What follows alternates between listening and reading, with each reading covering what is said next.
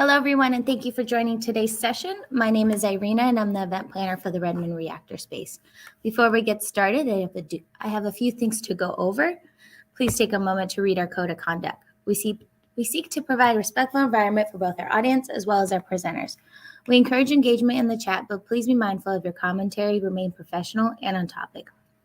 Useful links will also be shared in the chat.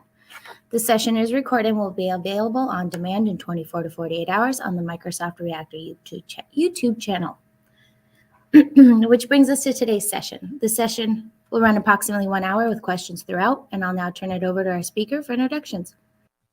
Awesome. Thank you very much indeed. Good afternoon, good morning, good evening, wherever you are in the world. Welcome to IoT for Beginners Lesson 1. So for those who don't know me, I'm Jim Bennett. This is a very old slide. I'm not an education cloud advocate. I'm a regional cloud advocate at Microsoft. So it's my job to kind of help grow tech communities in where I live in the Pacific Northwest and also all around the world. And I'm a very friendly chap. So if you've got any questions about today's session, reach out to me. I'm all over the internet at Jim Bob Bennett, Twitter, GitHub, Instagram, LinkedIn. Please reach out, connect, and we can chat IoT as much as you like. I'm a huge fan of geeking out on the Internet of Things. Now, so today is lesson 1 of IoT for Beginners, and this is part of our push for what we call a July OT. Yes, the terrible pun that is July OT. July is all about the Internet of Things here at Microsoft. We love IoT, and so we spend the whole of July trying to just share great IoT content, trying to celebrate the Internet of Things, and just have a bit of fun, encourage you at home to build IoT projects and share with the community what you've built. And we'd love it if you could head to julyot.dev. This is our home for July OT this year. And head to julyot.dev. We've got a whole lot of great IoT content on here. We have got a Cloud Skills Challenge where you can upskill yourself in various Microsoft Cloud technologies around the Internet of Things. We have digital swag. You want to get yourself some logos for social media, print some stickers, or have a desktop background themed with July OT.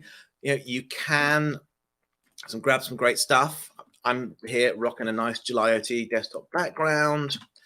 And there's a load of great stuff on there. We've got lists of all of our upcoming live streams around the Internet of Things that we're running in English and Spanish. We're listing any upcoming meetups and events that are happening. And we have our July OT blog. And here, every working day throughout July, we are publishing new IoT content. So we've got kicking off today, it's 1st of July, July OT begins.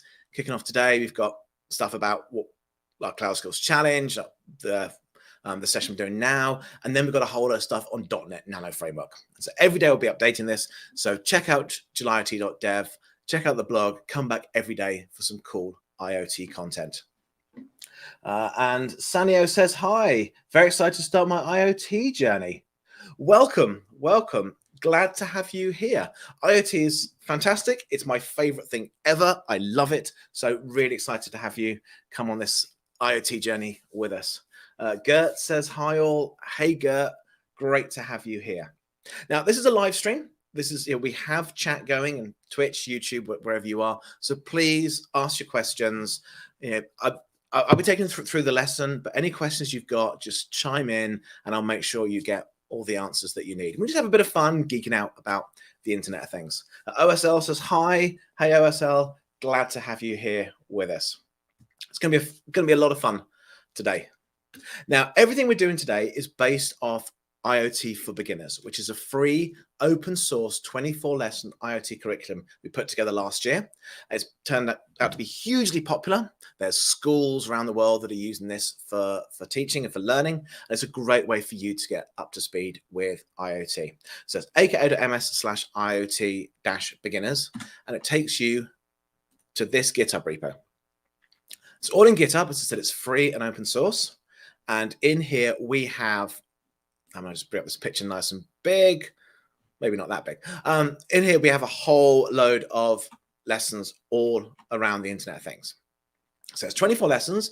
We start with kind of 4 lessons, just generally setting the concepts, explaining what is the Internet of Things, what do we mean by Internet and things, and when we talk about IoT, different types of hardware, sensors, actuators, connectivity, and then we dive into hands-on projects. We start with digital agriculture. We kind of want to have this journey from farm to table. So digital agriculture, looking at soil moisture sensing, and then using that to control a pump, and then migrating that to a secure cloud setup so that you can manage your pumps from the cloud. We then look at location tracking, getting your food from farm to distribution centers, so how you can track vehicles and kind of visualize and store tracking data and set up geofences to know when your truck has arrived at a processing plant. We then move to AI on the edge and look at running AI with IoT devices to do fruit quality monitoring. So actually looking at the fruit that we've picked to see whether it's a good apple or a bad apple. Then we look at retail using more AI on the edge to look at a shelf space. Do we have empty spaces on our shelves? Do we need to restock our shelves? And finally, once we bought our food, we take it home to cook and we build a voice controlled smart timer. So you can actually use your voice to, same as you might do with an Alexa or a Google Home, you can use your voice to set a timer. And we teach you hands-on with every single one of these lessons. We teach the basic principles and then use these lessons to kind of show you how to implement all those principles. So that's what IoT for Beginners is all about. It was designed for students. It actually worked with a whole load of our Microsoft Learn student ambassadors. These are students studying at university now to make sure that this is appropriate for beginners. Folks who've got a basic understanding of writing code, maybe Python or C++, and it's at the right level to get you going. So we work with a great bunch of people to do this. Kamal says, hello. Hey, welcome. Glad to have you here. Sanio says, do we have Azure Pass? So for what we're covering the first 4 lessons of IoT for Beginners, we're not actually going to be using Azure at all. We're just going to get started with the basic principles. When you start, if you work through the curriculum, you move to Azure about lesson 8. That's when we start migrating it to a secure cloud setup. Now for that, depending on whether you're a student or not, as to what kind of Azure access we can give you for free. If you're a student, we have a thing called Azure for Students. Let me grab the, where is the link? You know what, let me just find it.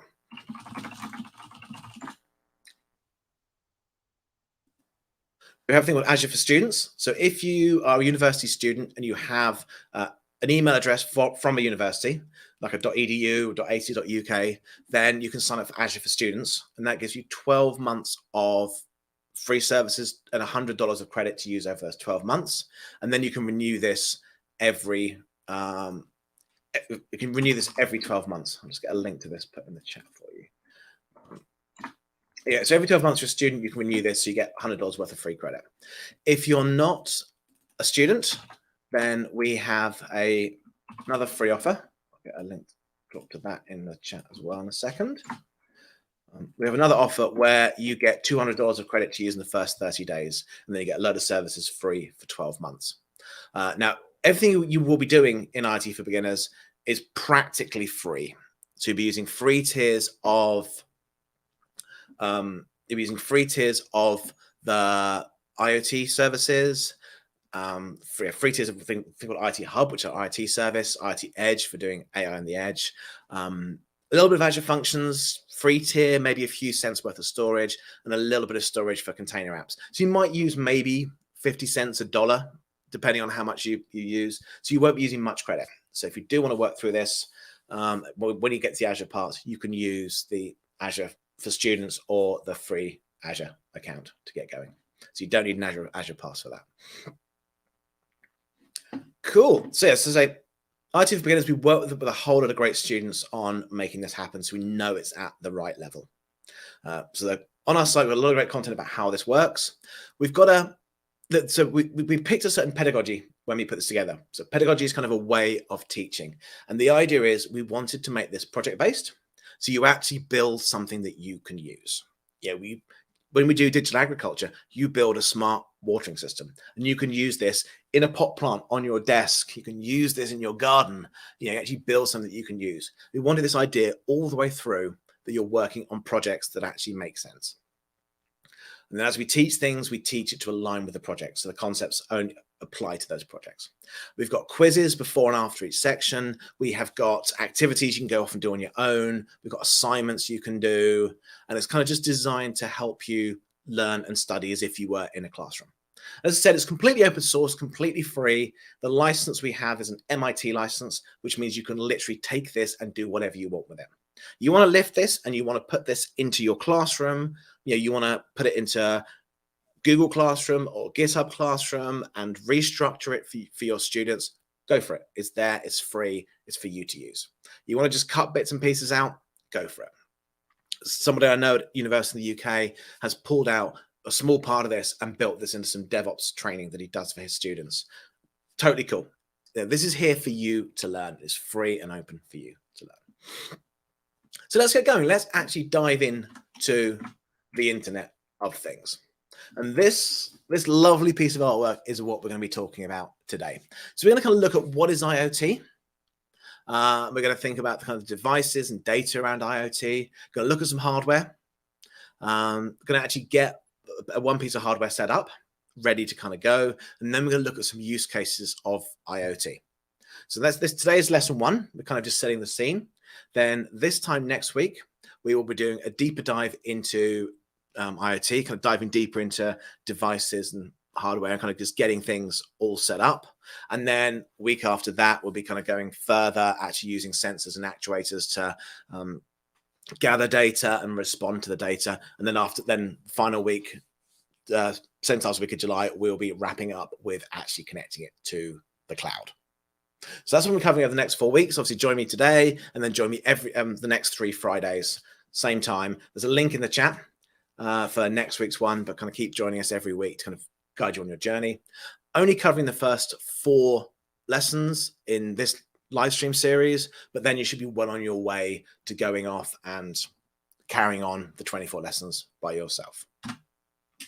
So let's start it. Let's actually do an introduction to, Camel says, very nice illustrated roadmap. Yes, this stuff is lovely. Absolutely lovely. In fact, what I'm going to do is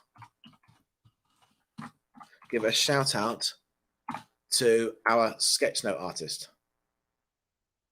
Nitya is a phenomenal sketchnote artist. I will actually, let me just drop a link to that to Nitya in the chat. Follow her on social media. She is brilliant. She does amazing artwork, and she's got a whole load of videos on how she does it. You can actually watch her design these kind of artworks as she goes on. She will actually live sketch a conference talk. So she'll sit there, with her with her iPad and a pen on Procreate and live sketch conference talks.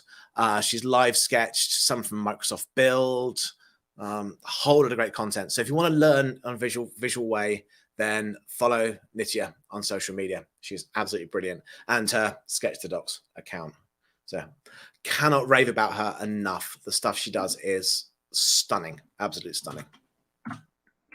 Yeah, so let's get started. What is IoT? And let's think about kind of some of the IoT devices around us, and then we'll get everything set up and talk about applications of IoT. So what is IoT? So the term IoT, Internet of Things, was coined by Kevin Ashton in 1999. So we're going back 23 years here. Oh. Excuse me. So Kevin Ashton used to work for IBM, focusing very heavily on how to kind of connect physical devices to the internet. So that was kind of his focus of his research, connecting physical devices to the internet, and then using these physical devices to gather data from sensors. It's kind of now we've got to the point where it's kind of expanded a bit. So the IoT is kind of any physical device that interacts with the world around it and then connects to the cloud. So the idea is a device can use a sensor to gather data and then use what's called an actuator to interact back with the world. And then it kind of adds either connectivity to other devices or to the cloud. Originally, the idea was just based off sensors. Yeah, you just put sensors around a factory, gather data. But now we think in terms of sensors that gather data from the world and actuators that interact back with the world. And so the idea of the Internet of Things is you can think of it as a large ecosystem of devices. So they gather data using sensors, and sensors can be things like temperature sensors, moisture sensors, pressure sensors, light sensors, vibration sensors, cameras, kind of anything that can gather data. Now, sensors, if you think about the name sensors, It's based off senses. We have senses. We have our sense of touch, smell, taste, balance, that weird feeling when you know when there's somebody in your house or not. We have all these different senses that allow us to detect the physical world around us. And IoT is all about devices that can have those sensors to detect the physical world. So cameras that work the same as our eyes, vibration sensors, motion sensors. There's so many different types of sensors that gather data. And then usually what would happen is the data from the sensors would go to some other system, maybe over the cloud, maybe over short hop networks to kind of edge devices, but it will go somewhere else.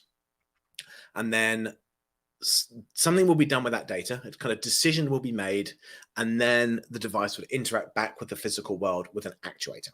So an actuator is something that does stuff. So you can think of like a nightlight, for example, classic nightlight. I've got a 9-year-old. She has a nightlight. When it gets dark, the light sensor detects the low level of light, and so it makes a decision to turn on an actuator, which is a light. It gets dark, light comes on. Soil moisture sensor, whether using it in a pot plant or in a farm. Soil moisture sensor measures the level of water. If the soil is not moist enough, an actuator turns on a switch, which powers a pump to put more water out there.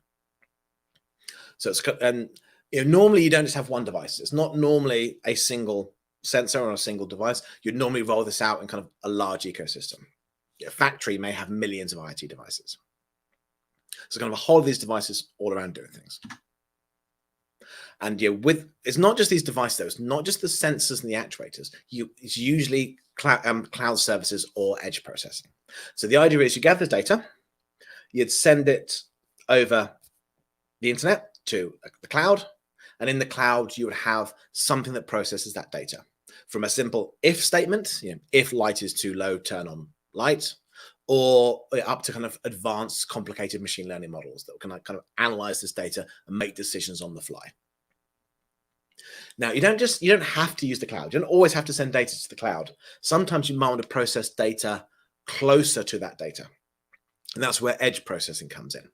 The idea of edge processing is you'd maybe train an AI model in the cloud and then deploy that to a device that you run locally on your local network. The reason you might do that is because it's faster. You don't have that speed of light time where you're making a call over the internet. Or it's also more secure, and it keeps your data more private.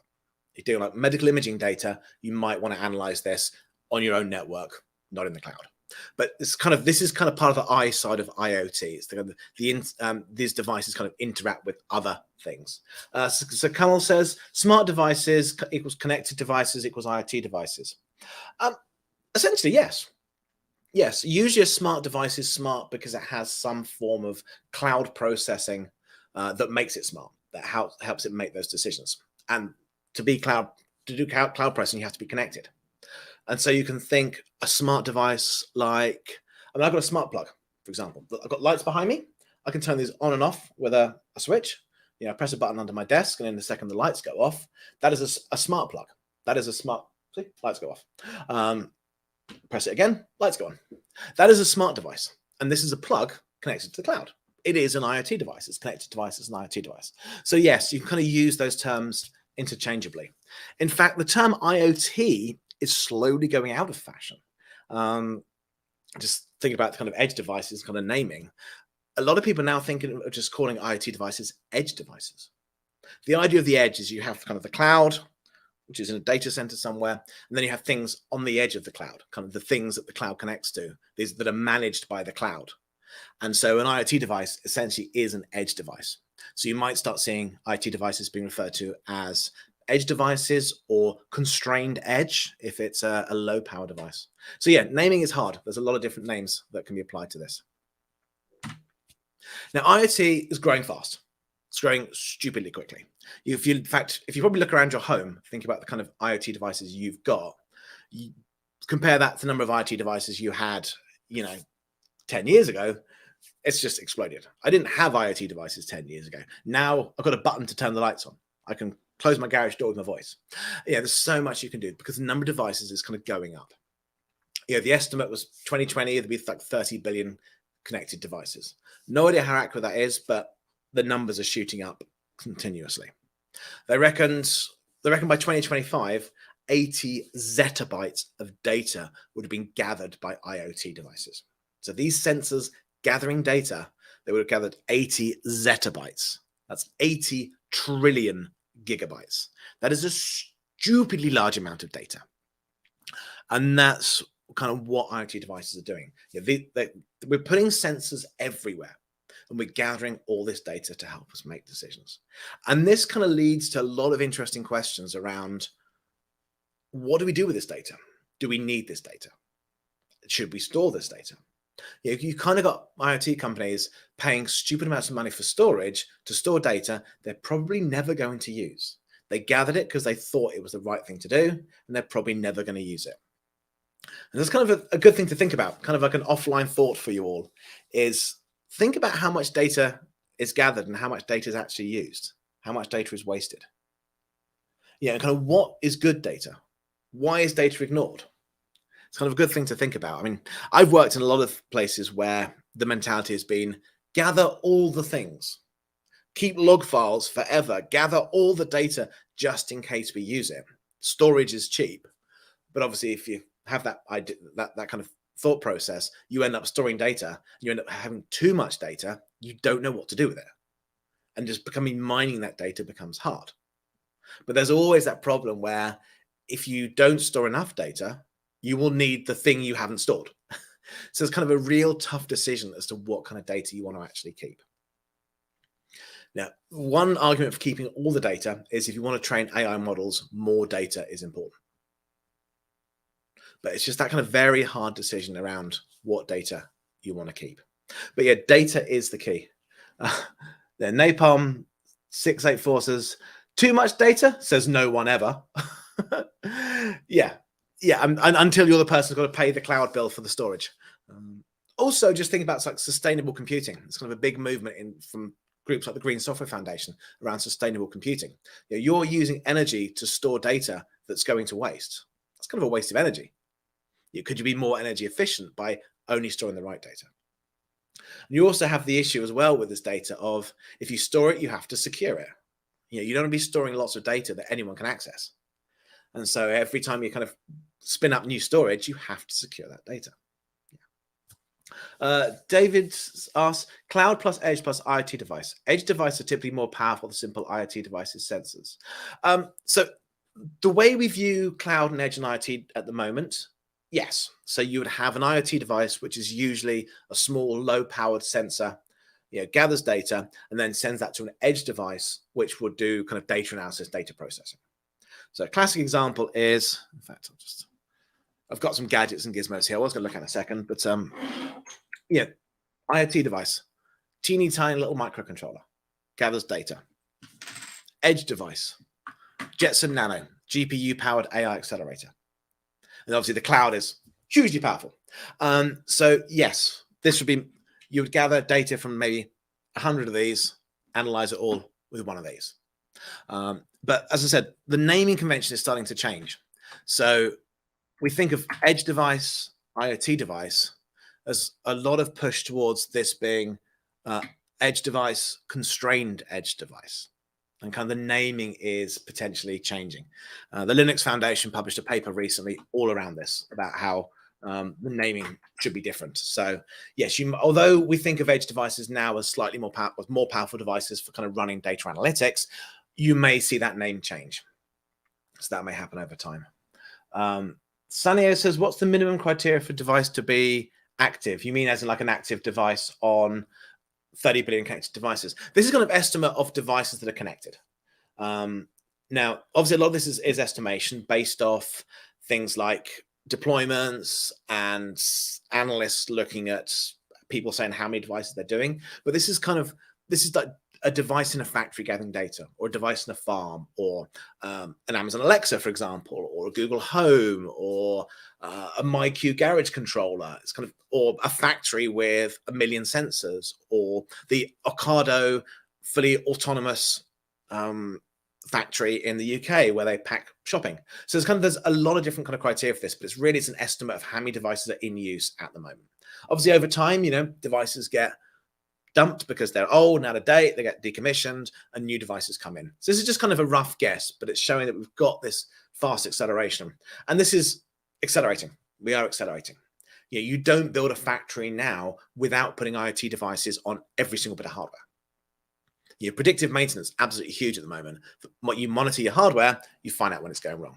So yeah, it's just kind of an estimate of the devices in use. But yeah, it's a lot. And I say it's growing. So let's talk about devices. Let's take a second to talk about devices. So IoT, Internet of Things, and the things, the T is the devices, the things that actually interact with the physical world. Quick question from Carl. Instead of thinking only of the device hardware, we also need to deal with the amount of data. What is our value proposition? Yes. Oh, totally. This is, so I do keep saying that an IoT engineer's best friend is a data scientist.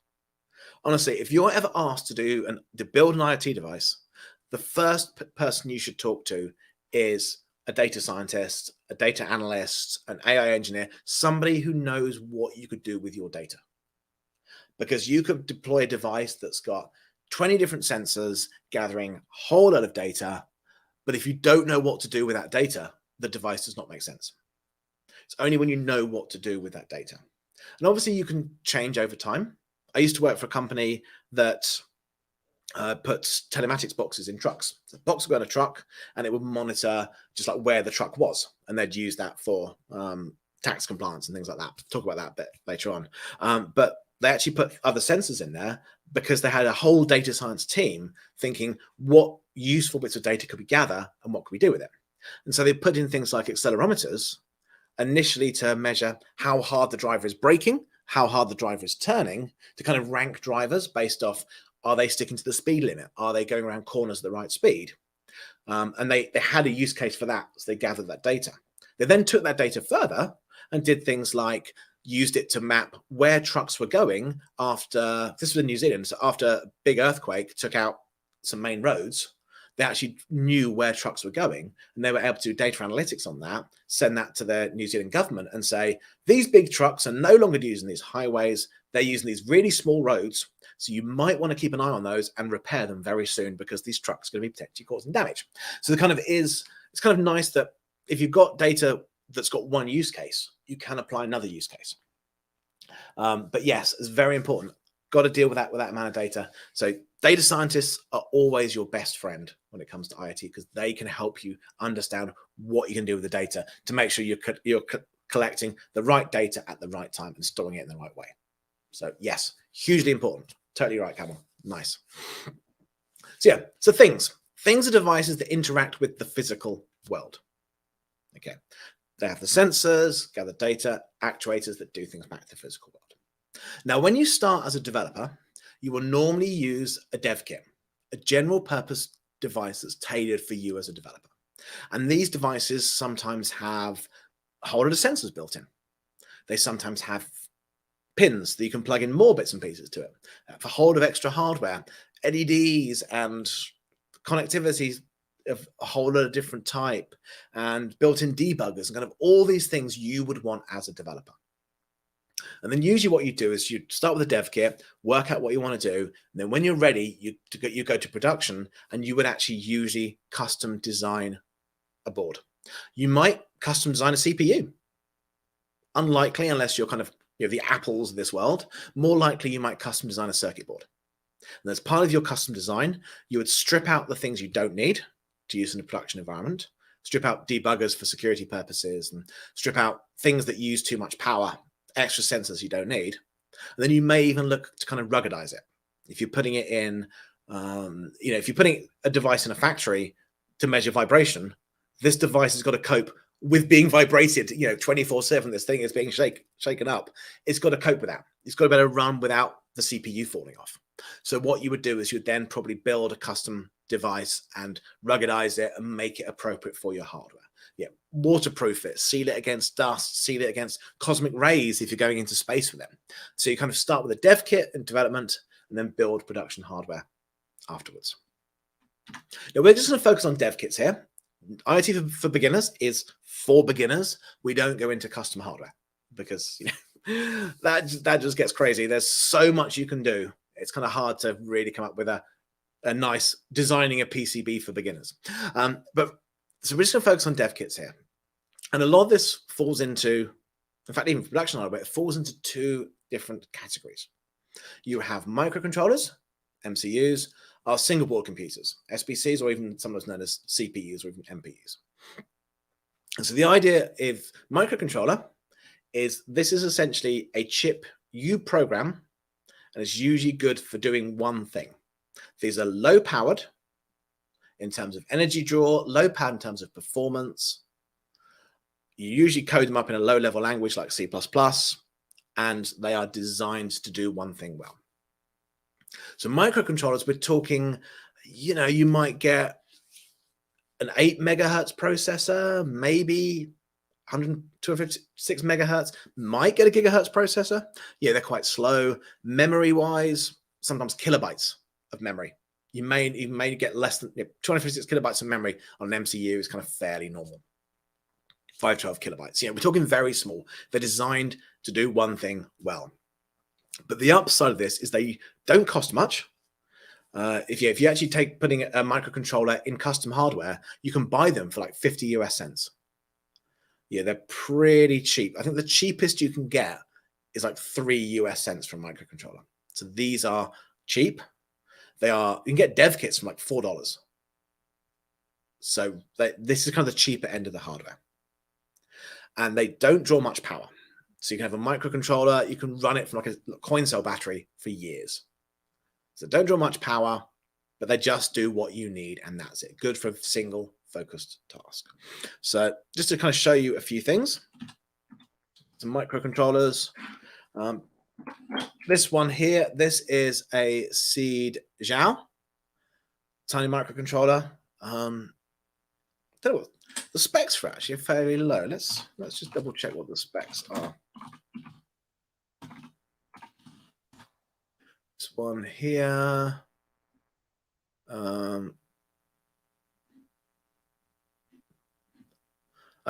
Here we go. So this has got a 64 megahertz processor. So as Kamal says, MCU small footprint. Yes, small, very small. Whether it's low power, there's a power footprint or a size footprint, they're very small. So this one here, this CJAO, it's got 64 megahertz processor. We're all probably running multiple gigahertz computers. The MacBook Pro I'm using is multiple gigahertz with multiple cores. This has got one core, 64 megahertz, and a floating point unit. So very slow. But the power draw on standby, 5 nanoamps. So you can literally run this from a coin cell battery. 2 megabytes of flash memory. So the actual storage for your program is 2 megabytes of flash. The actual onboard memory, 256 kilobytes of RAM on there. So 2 megabytes to put your program in, 256 kilobytes to run your program in. So this is kind of the constrained devices, almost like I was using when I learned to program with a ZX Spectrum. Napalm 684 is still on a 486. Retro. Oh, I was filming a show that we haven't released yet. It's up and coming, and for that we actually had one of our props. We had a classic 486 SX25 with a CRT screen, and we actually we got that set up for a show. So you'll be seeing that coming from a show coming from the Microsoft Reactor later on in July. You get to see that device. It was great. We literally have a Microsoft museum, Microsoft Archives, that set up this device. If you watch the build after hours from this year's Microsoft build, you'll see the actual computer that we used. They used it for one of their segments. Retro. My first ever PC was a 386. Let's go back some. Cool. So this is kind of a small microcontroller. It's dev board. It's got Bluetooth. Doesn't have Wi-Fi. Connects over Bluetooth. They get more advanced. Here's an ESP8266. Was this one? Yeah, ESP8266. It's got Wi-Fi in there. Some LEDs. You'll notice all these pins. So if you want to expand this, I can plug this into a breadboard, plug in extra sensors. I can plug in more things. It's kind of the whole point of these pins. ESP32 Cam. So it's ESP-I, so it's got Wi-Fi and a camera built in.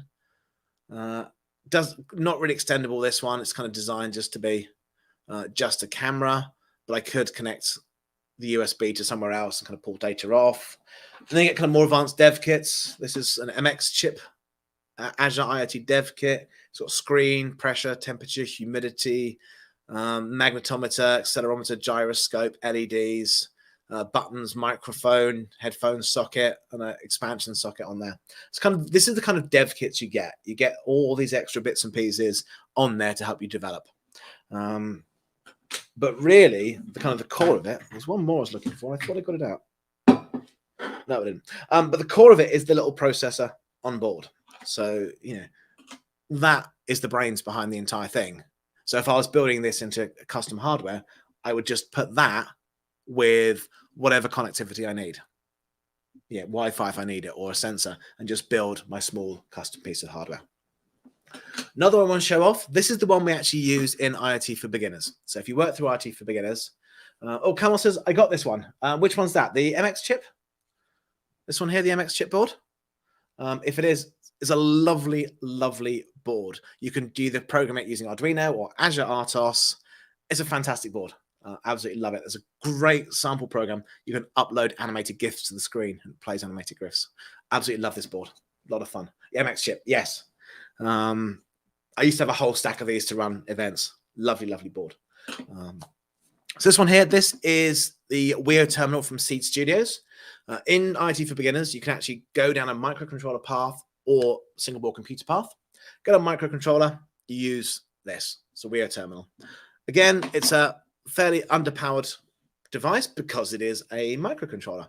So tucked away in there, you've got Wi-Fi, you've got light sensor, pins on the back. So you can plug in a whole lot of things into here. It's got a thing called Grove. So Grove allows you to plug in sensors with standard cables. So for example, if I want to plug in an LED, it's got a standard cable there on this LED.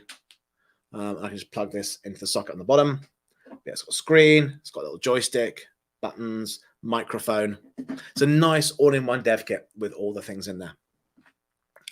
So this is the one you use in IoT for Beginners if you go down the microcontroller path. David says, remember the limited processing power of the computers which landed humans on the moon back in 1969? Oh yeah.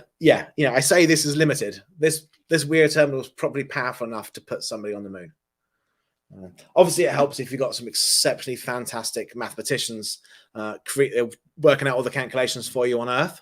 And then some fantastic software engineers putting it all together. But yes, 1969, we didn't have much power. So a lot of these devices, we talk about low power, they are more powerful than what put people on the moon, which is kind of crazy when you think about it. Just what was achieved with such a small amount of power. So that's the microcontroller. So, microcontrollers usually program C, C++ because it's quite low level. You've got to obviously think about memory usage. So you want to have that low level memory management in place. You can get things like MicroPython or CircuitPython, which is Python that runs on these devices with an appropriate overhead. And kind of Rust is being considered as a good language for microcontroller development. So a lot of people are supporting Rust so that you can avoid some of the issues that you get around memory management and just try to be a bit safer. On top tip, if you want to Google for MCUs, just be careful because you will get the Marvel Cinematic Universe. So, don't search for microcontroller, not MCU, unless you want lots of Iron Man content. Okay, so that's microcontrollers. Next one is single board computers. So these are designed to be more powerful than a microcontroller. These are designed to be the same as your PC or Mac or whatever, but in a smaller scale. Usually run Linux or some kind of full operating system, Windows IoT Core, Linux. They're designed to be not quite as powerful as like the desktop or laptop you've got, but still are designed to be more powerful devices.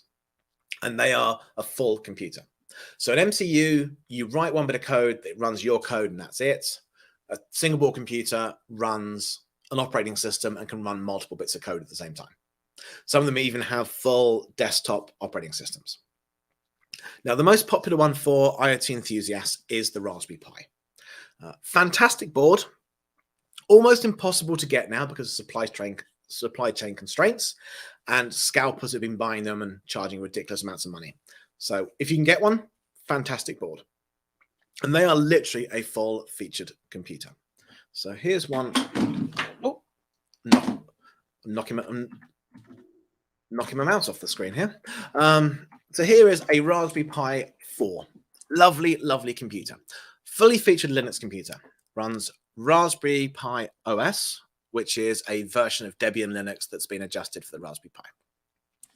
So it's got a quad-core 1.5 gigahertz processor. So, we're talking a proper meaty processor. This one's got 4 gigs of RAM. They come in 2, 4, and 8. So, we're not constrained to 256 kilobytes. We've got a lot of power. Dual 4K HDMI output. It's powered over USB-C. It's got a special display port if you want to put a screen on it. Camera port. Pins to plug in extra hardware. These pins are called GPIO, general purpose input output. There's pins to plug in hardware. We've got network, USB. It's quite a powerful little device. And this can run a full version of Linux. So you can plug this into keyboard, mouse, and monitor and go with Linux.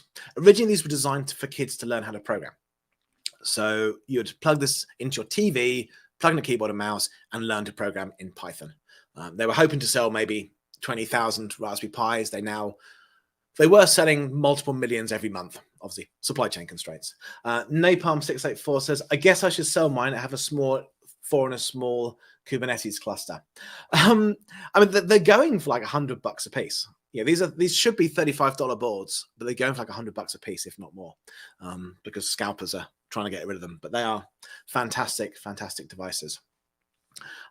Now, Raspberry Pi comes in a whole range of different formats. So this is the 4, nice meaty machine. This is the 0. They've just released a 0 2, less powerful, less memory, much cheaper. This is like a $5 without Wi-Fi, $10 with $15 for the more powerful one, but small, low power consumption. If you want to go retro computing, they have the 400. It's a keyboard with a Raspberry Pi built in. Bit more expensive, but you just plug in the mouse that comes with this, plug it into TV with over HDMI, and you've got a full Raspberry Pi plugged into your TV. So a number of different sizes of the core Raspberry Pi devices. Shitaku Texas, Lipotato from Libra Computer can be found for reasonable prices, similar to RPI 3, but no Wi-Fi. I've not come across Lipotato. I might have to check that one out. Because, yeah, getting Raspberry Pis is hard at the moment. A lot of people are stocking up. But they are. So I've not heard of Lipotato. I shall have to check that out. Because, yeah, there's a lot of other similar kind of setups. There's like the Banana Pi and other similar types of boards you can get. Just Raspberry Pi seems to be the most supported. They've got the biggest hardware ecosystem. Works. Python's kind of the main language folks use, but you can buy so many things, just plug in to the pins, and it just works. I mean, I've got somewhere in a box somewhere, I've got a Raspberry Pi controlled car. I've got the whole lights set up so you can kind of plug into the pins. Lots of stuff with that. So Napalm684 said they just announced Pico today. So the Pico, been around for a while actually, Pico. No, I don't know what. Oh, my Pico is in a box somewhere. So the Pico is a microcontroller from Raspberry Pi. It runs they've designed their own microcontroller. It's got a load of cool stuff for doing inputs and outputs in a much more efficient way. And that's been out for, I think, a year, but they just announced a Pico W, which is a Wi-Fi enabled Pico. And they were available for sale on Pimoroni in the UK for a couple of hours. And yes, I managed to secure one. So in a couple of weeks' time, I shall have my Pico W, which is very, very cool microcontroller from Raspberry Pi. Eric Bailey says the Raspberry Pi also comes in many form factors. Pi Zero would be great for most things. Yes. I did a series a while ago using a Pi Zero to power smart clothing. So I had like a subtitles across my chest, microphone, Bluetooth microphone, connected to Pi Zero, connected to the cloud, and would scroll stuff across my chest.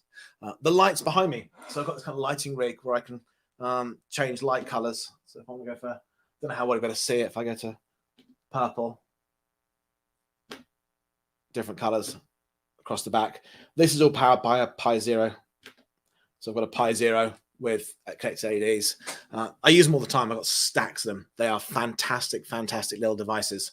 So if you don't want Wi-Fi, it's a $5 board. Wi-Fi is $10, more power for 15.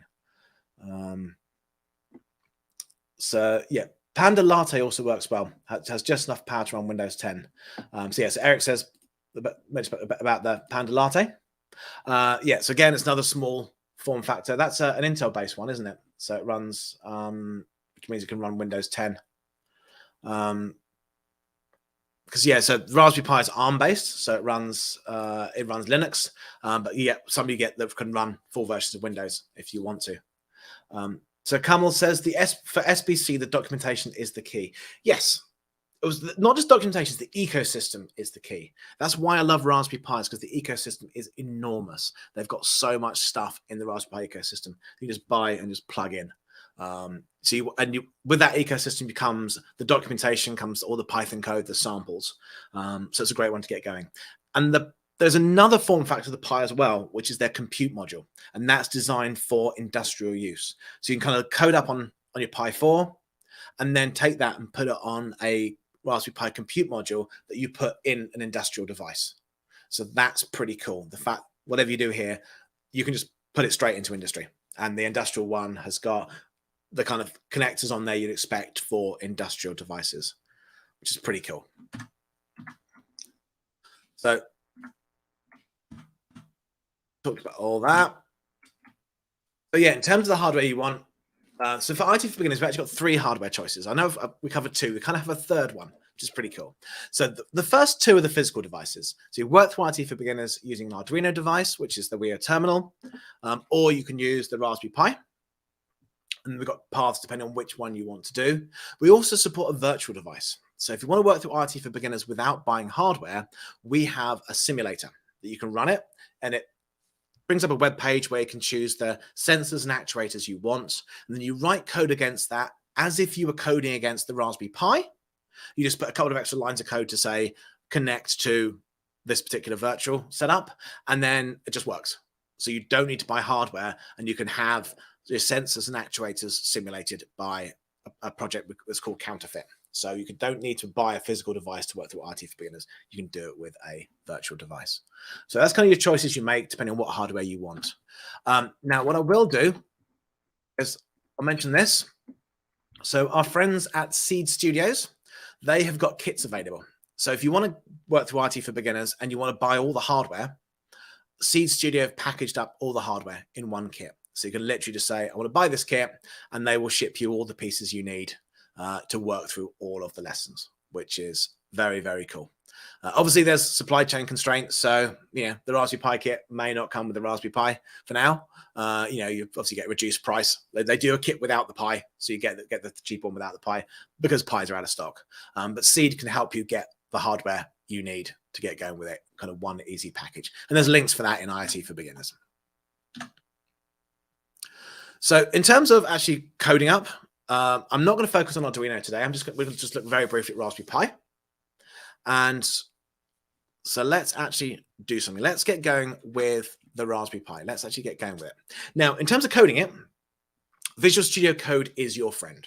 So all the stuff we do inside IT for Beginners uses Visual Studio Code. And then you've got 2 different ways that you can run Visual Studio Code with a Raspberry Pi. Now, Raspberry Pi runs Linux, full desktop version of Linux if you want it, and that can actually run Visual Studio Code.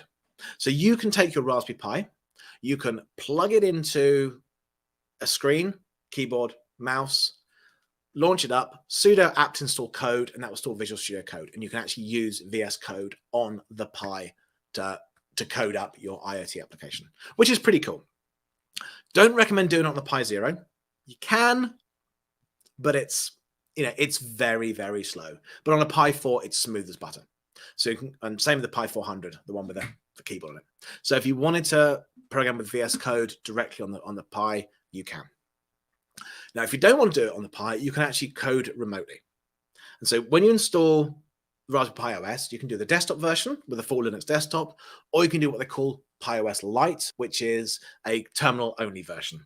Now, I normally use Pi OS Lite because most of the time my Pi runs headless. It's not plugged into a screen. But then I can still code on Pi by using a remote connection. So kind of that's what we're going to do now. So we're actually going to I'll show you how you can do that with your Pi to kind of get going ready for as we start to do more next week and the week after. So I've got my Pi here. Just going to plug it in. It's USB-C powered. So just plug that in, and that will take a few seconds to boot up.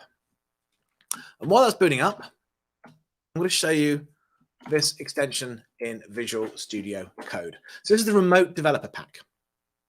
And this extension allows you to code on remote machines. So it's actually made up of 3 different extensions. You've got Remote WSL, so Windows Subsystem for Linux, Remote Containers, and Remote SSH.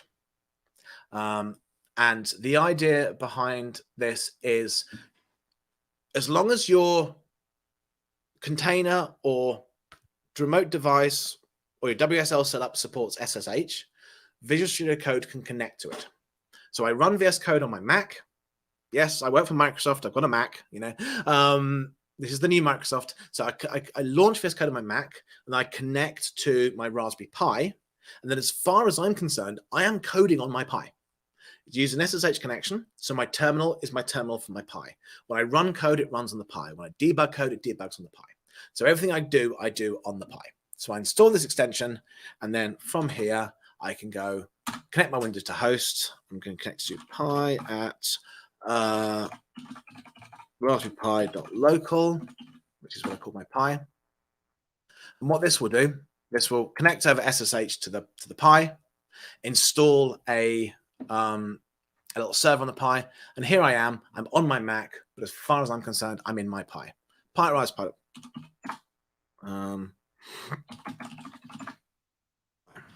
Yeah, I'm on my Pi. I'm not on my Mac. I'm on my Pi. This is the terminal on my Pi. If I open a folder, I'm going to open a folder on my Pi, which is very, very cool.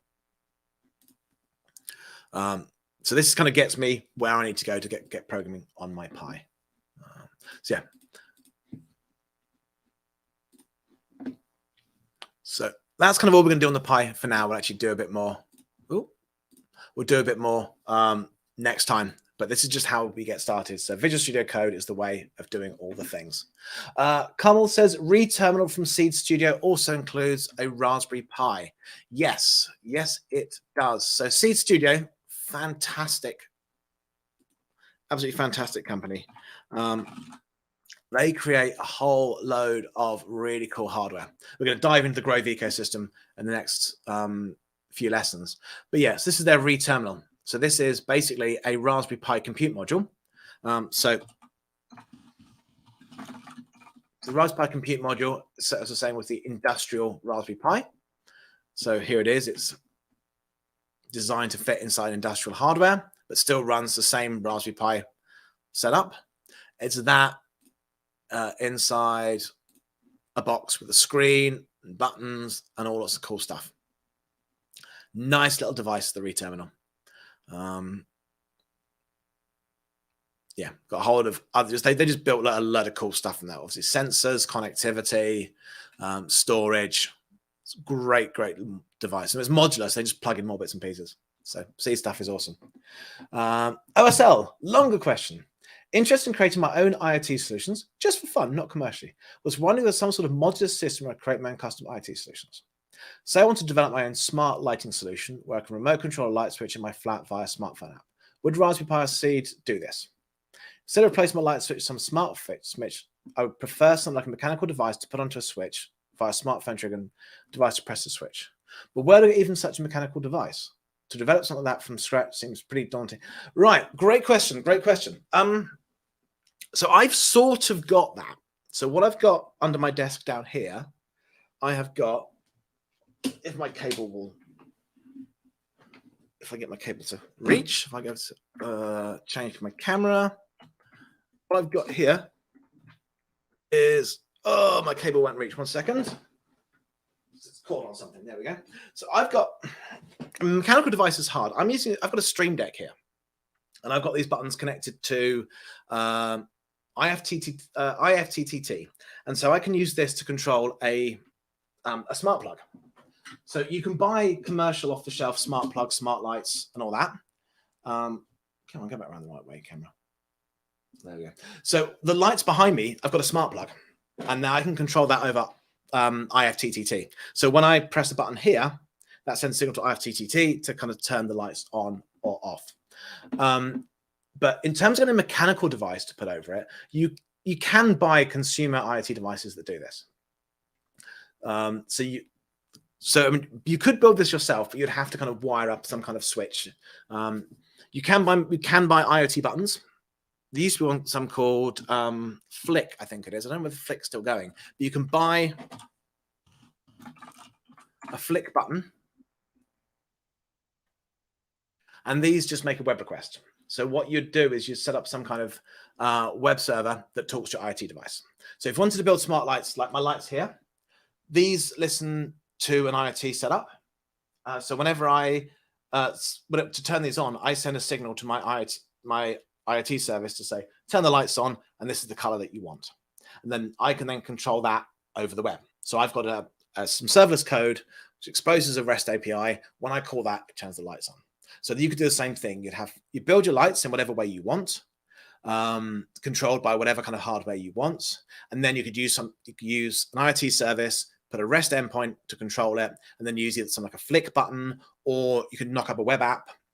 There's a lot of apps you can get as well for mobile phones where you can just say, when I press this button, do something. That will then call the REST API and then allow you to turn the lights on or off.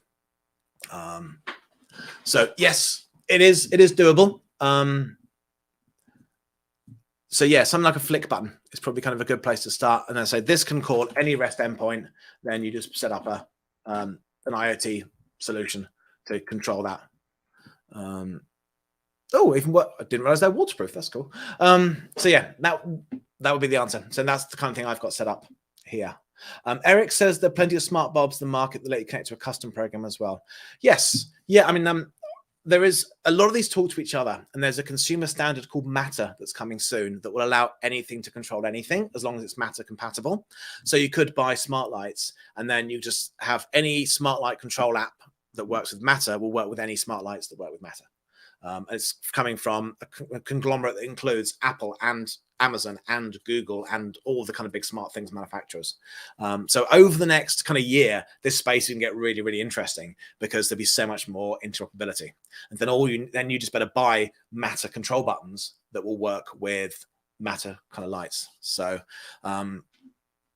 yeah, I don't have all my setup documented, unfortunately, but yes. So think about the Microsoft space, Azure Functions to give you REST API, Azure IoT Hub, and then your Raspberry Pi connects to Azure IoT Hub, listens for requests to control your lights. It's definitely doable. Cool. We're kind of running out of time, but I do want to very quickly talk about IoT applications. What is IoT for? Why do we care about IoT? And really, the world of IoT falls into 4 different use cases. So First of all, we have consumer IoT. So this is like OSL's smart lights. This is smart speakers, robotic vacuum cleaners, voice controlled ovens, the things going to make our homes easier to use. And what's really great about a lot of these consumer IoT devices is these really empower people with disabilities to achieve more. And I can close my garage door with my voice, which may seem like it's just Jim being lazy. But if I had, say, a permanent disability, if I didn't have the fine motor control in my hands to press those teeny tiny little buttons on a garage door opener, I could use my voice. I live in the Pacific Northwest. I live close to where I could go skiing. If I went skiing and broke my arms and had a temporary disability, I could use my voice to close my garage door because my hands are in casts. I can't touch anything. But also, I'm a parent. So the number of times I've had child and car seat and stroller and shopping in my hands, I've had that situational disability. Be able to use my voice to open doors, close doors would be fantastic. So consumer IoT is really, really powerful for folks with disabilities. Also great for lazy people. Yeah, want to turn my oven on without getting my backside off the sofa. Yeah, Alexa, turn on my oven. I can do that. But it's really great for people with disabilities as well. Yeah, like my parents, for example, they're getting old, and so a robot vacuum cleaner for my mum be a fantastic device because then she doesn't have to Doesn't have to do anything. People with dementia are using some of these smart devices to help remember things. So there's kind of so many different things that can be used to empower more people in terms of consumer IoT. We scale up from there to kind of commercial IoT, things like motion sensors, occupancy sensors, vehicle tracking. Vehicle tracking is huge at the moment. It's because vehicles are getting more efficient. So the tax at the pump is not paying for road repairs. So a lot of countries are looking at how you can have more smarter tracking on vehicles to kind of bill per mile based off the roads you're on.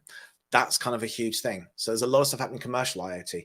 Energy saving, only putting the lights and the aircon on if there's someone in the building. That's really huge. Scale up, industrial IoT. Lots of use cases in industry. Predictive maintenance is huge. You monitor the vibration of machines, run that through AI models to determine when the machine's going to break or what's going to break. So predictive maintenance is absolutely huge. Digital agriculture, that's another growing area, especially in the developed world, coming in the developing world. Managing your water, so you only water what you need. Managing where your harvesting vehicles are.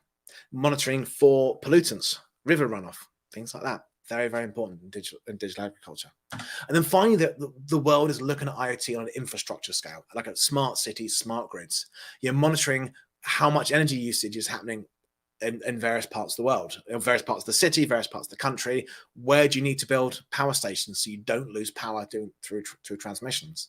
Can you be smarter around how you do power usage? Things like also monitoring just environmental things. We had a heat dome in this country a year ago, and part of the heat dome analysis of temperatures noticed that streets with trees were cooler than streets without trees. It's good for urban planning. Allows you to plant up trees. So much you can do, kind of going from in your home to your workplace to the factories and industry to cities, countries. There's so many use cases of IoT. There's a lot you can do with it. It's huge and it's growing. I was chatting to the New York City Mayor's office about how they're rolling out IoT in New York City. They want everything to be IoT enabled, whether it's lampposts or everything, just gathering data to help them make decisions around urban planning. It's an absolutely huge area. I missed one. Shodaku Tech says Home Assistant has integrations for many home automation devices and runs on a Raspberry Pi. Yes, Home Assistant is awesome. It's definitely not a generic consumer setup. It's a little bit complicated, but it allows you to manage a lot of your smart devices, install it on a Raspberry Pi, connect it, and it allows you to kind of connect different setups. When Matter comes out, I'm curious as to what's going to happen with Home Assistant, because Matter will do a lot of the things the Home Assistant already does. So I don't know. I'd be interested to see kind of how it evolves once the Matter standard comes out. But yeah, Home Assistant is very cool. Cool. We'll leave you with a bit of homework. I want you to all think about the IoT devices that you have around you in your home. I've got my fridge can tell me when the filter has run out. So I've got, I can close my garage door with my voice. So many things. I can turn my TV off with my voice. So many different smart things around me. So kind of have a think about smart things. So that's kind of your job for the week. Have a think about this kind of stuff. And then join me back next week to do a deeper dive. We'll kind of dive deep into microcontrollers, single board computers, and different components of an IoT application. So thank you very much for joining. David says, welcome to Pacific Northwest, USA, Mr. Bennett. Thank you very much. So I've been here for almost 3 years. Looking forward to exploring it this summer, because the last 2 summers were kind of locked down a bit. Ravi says, Alexa just turned off a lot of ovens. So that is one of the downsides to smart speakers. There was a brilliant video from Google I/O where someone on stage went, okay, Google, do something. And you heard all the phones in the room going off as they obeyed the command. Yes. So if anyone's got an Alexa, hey, Alexa, play Never Gonna Give You Up by Rick Astley. So there you go. I've just rickrolled anyone who's got an Alexa who's listening. The fun of smart speakers. But that's honestly, thank you very much. Glad to have you with me today, and I look forward to seeing you all next week as we do a deeper dive. I thank you everyone for joining, and thank you to our speaker. If you have any feedback, we'd love to hear what you have to say. I've added the link in the chat, and it's posted on the screen for this specific event. It's 16482. Jim will be back next week, same time for lesson 2, a deep dive into IoT. Please join us then. The link can also be found in the chat. Let me just quickly add it to the screen as well. We look forward to seeing you then. Until next time, thanks everyone. Thanks. Bye.